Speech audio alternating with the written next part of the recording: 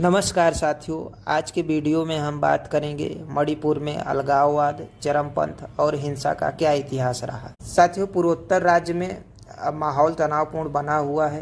मैतेई समुदाय को जनजाति का दर्जा देने के सरकार के फैसला के खिलाफ राज्य में हिंसा भड़क उठी है और मैतेई और कुकी समुदाय के बीच में तनाव जारी है। मैतेई समुदाय और कुकी जनजाति के लोगों में खूनी संघर्ष चल रहा है। हालात तेजी से बेकाबू होते जा रहे हैं। नौबत यहाँ तक पहुंची है कि राज्य में शांति बहाल करने के लिए सरकार को सेना लगानी पड़ी। मुख्यमंत्री एन बीरेन सिंह ने दावा किया है कि स्थिति को नियंत्रण में कर लिया गया है और 20,000 के करीब लोगों को हिंसाग्रस्त इलाकों से निकालकर शिविरों में पहुंचा दिया गया है। समाचार एजेंसी पीटीआई के अनुसार अमित शाह ने विभिन्न वर्गों और राजनीतिक दलों के प्रतिनिधियों के साथ बातचीत के दौरान कहा कि राज्य में शांति बहाल करना सरकार की सबसे बड़ी पहली प्राथमिकता है। फिर सेना, पुलिस और प्रशासनिक अधिकारियों के साथ बैठक के दौरान उन्होंने अधिकारियों को शांति भंग करने वालों को खिलाफ सख्ती से निपटने का आदेश दिया। पीटीआई के अनुसार मणिपुर में 3 मई को अचानक भड़की हिंसा के बाद राज्य में करीब 80 लोग मारे गए हैं। अभी तक इसमें हजारों लोग मारे जा चुके हैं। यहाँ ये बताना जरूरी होगा कि भारत में विलय से पहले ये इलाका हिंसक वारदातों का गवाह रहा है और द्वितीय विश्व युद्ध के दौरान भी यहाँ बहुत सारी हिंसाएं हुई। मणिपुर का नाम गरीब नवाज महाराजा ने दिया। अपनी किताब मणिपुर का इतिहास में जाने माने इतिहासकार ज्योतिर्मय राय लिखते हैं कि मैतेई महाराजा पाम हेसिंगा को ही गरीब नवाज के नाम से जाना जाता था। उन्होंने इस इलाके में हिंदू धर्म की स्थापना की। वो मणिपुर के पहले हिंदू महाराजा थे जिनका शासनकाल 1709 से तक रहा। उन्होंने मैतेई धर्म त्याग कर हिंदू धर्म अपना लिया था और अपने साम्राज्य में इसे लागू कर दिया था। इतिहासकारों का दावा है कि उन्होंने सभी मैतेई समुदाय के लोगों को हिंदू धर्म में शामिल किया था। वो मूलतः वैष्णव पंथ के अनुयायी थे। कई इतिहासकारों की किताबों में वर्णन किया गया है कि वो महाराजा पाम हेसिबा ही थे जिन्होंने हिंदू धर्म अपनाया था।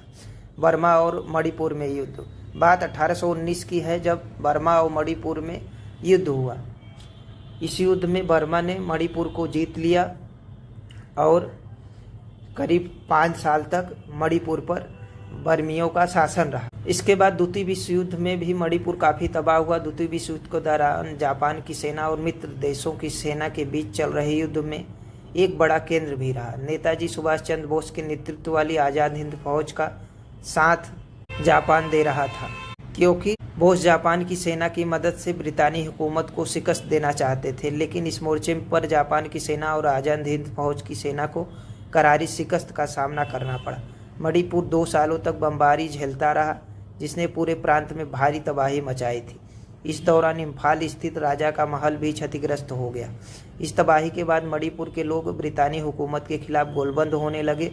आखिरकार ब्रितानी हुकूमत ने 1947 में प्रांत की बागडोर महाराजा बोधा चंद्र को सौंप दी। ये बात है 28 अगस्त 1947 की मध्यरात्रि है, जिसके बाद महाराजा सुभाष चंद्र मणिपुर का तत्कालीन राजा का 12 तोपों के साथ स्वागत किया गया। भारत के साथ विलय। मणिपुर के महाराजा ने शिलांग में 21 सितंबर 1949 को भारत के साथ विलय के दस्तावेज पर हस्ताक्षर किए और उसी साल 15 अक्टूबर को मणिपुर भारत का अभिन्न अंग बन गया। इसकी औपचारिक घोषणा भारतीय सेना के मेजर जनरल अमर रावल ने की थी। महाराजा बुद्धाचंद की मृत्यु वर्ष 1955 में हो गई। मणिपुर स्वतंत्र भारत का हिस्सा बन गया था और निर्वाचित विधायिका के माध्यम से सरकार का गठन भी हो गया। फिर 1956 से लेकर 1972 को मणिपुर केंद्र शासित राज्य बना। 21 जनवरी को मणिपुर को अलग राज्य का दर्जा दे दिया गया और मणिपुर एक स्वतंत्र भारत का राज्य बन गया। इस बीच अलग राज्य की मांग को लेकर राजनीतिक और छात्र संगठनों का उग्र आंदोलन जारी रहा। केंद्र शासित होने के बाद ही शुरू हुआ संघर्ष। साथियों, मणिपुर में कई जातियां और जनजातियां हैं जिनमें आपस में विवाद की वजह संघर्ष शुरू हो गया। सरकारी दस्तावेजों के अनुसार मणिपुर में लगभग 30 के आसपास जातियां और जनजातियां मौजूद हैं। इनमें सबसे प्रमुख जाति है मैतेई, जिनकी संख्या मणिपुर में कुल आबादी का 50% है।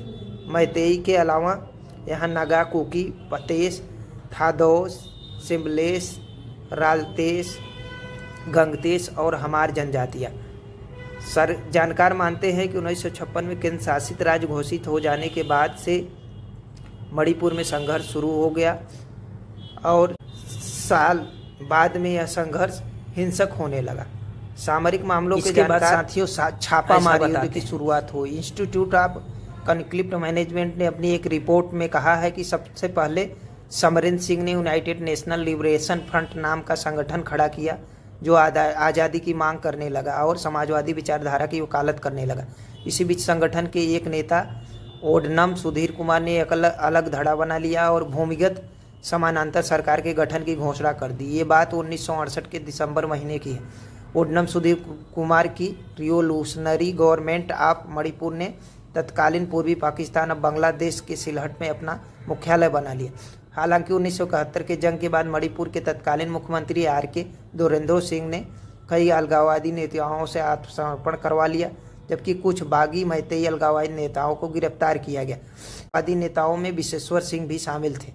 जून 1975 में जेल से छूटने के बाद 16 अन्य मैतेई अलगाववादी नेताओं के साथ विश्वेश्वर सिंह ने तिब्बत के लासा में शरण ले ली।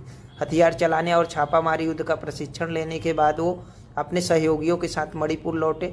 मणिपुर आने के बाद विश्वेश्वर ने जनमुक्ति छापामार सेना का गठन कर लिया और अलगाववादी संघर्ष ने फिर जोर पकड़ लिया।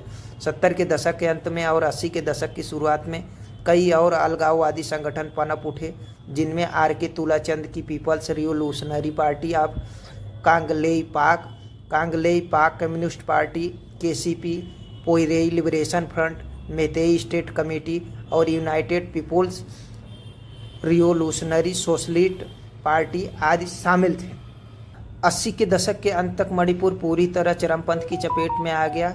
इसी दौरान 8 अप्रैल को पीपुल्स लिबरेशन आर्मी PLA ने मणिपुर की राजधानी इम्फाल के पास घात लगाकर भारतीय पुलिस सेवा की अधिकारी वंदना मलिक की हत्या कर दी। इंस्टीट्यूट ऑफ कनेक्टिविटी मैनेजमेंट की रिपोर्ट में कहा गया कि PLA की राजनीतिक इकाई रिवोल्यूशनरी पीपुल्स फ्रंट RPF ने बांग्लादेश के निर्वासित सरकार का गठन कर लिया, जिसका अध्यक्ष भोरोत सिंह को बनाया गया। संगठन के कई कैंप म्यांमार और बांग्लादेश में सक्रिय हो गए।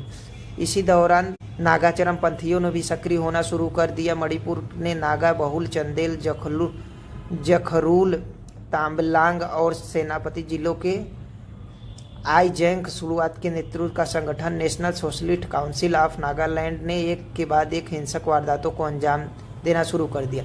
1993 मई और सितंबर के महीनों के बीच national socialist council of Nagaland के हथियारबंद चरमपंथियों ने हमला करके सुरक्षा बल के 120 जवानों को मौत के घाट उतार दिया। फिर नागा और कुकी जनजाति के चरमपंथी संगठनों के बीच संघर्ष चलने लगा। भारत में लागू हुआ विशेष अधिकार अधिनियम, सशस्त्र बल विशेष अधिकार अधिनियम 1958, arms forces special forward act यानी सशस्त्र बल विशेष अधिकार अधिनियम 1958 का कानून है, जो पूर्वोत्तर राज्यों में अलगाववादी गतिविधियों और हिंसा को रोकने के लिए बनाया गया। हालांकि इस साल मार्च के महीने में इसे मणिपुर, असम और नागालैंड के कई इलाकों से हटा लिया गया। ये कानून तत्कालीन प्रधानमंत्री जवाहरलाल नेहरू, असम के तत्कालीन मुख्यमंत्री विष्णुराम मेढ़ी की पहल पर 1958 में ही किया गया था। फिर 2004 में मणिपुर की राजधानी इम्फाल की नगर पालिका के कुछ इलाकों को इस कानून से मुक्त कर दिया गया। लगभग कानून पूर्वोत्तर में मणिपुर के अलावा अरुणाचल प्रदेश, नागालैंड, त्रिपुरा, असम और मेघालय के कुछ इलाकों में लागू रहा है। तो साथियों, इसका इतिहास पहले से ही संघर्षपूर्ण रहा है। तो साथियों, अगर वीडियो अच्छा लगा हो तो अगर चैनल पे पहली बार आए हो तो चैनल को ज़रूर सब्सक्राइब कर लेना, जिससे अगली जानकारी आपको मिलती रहे।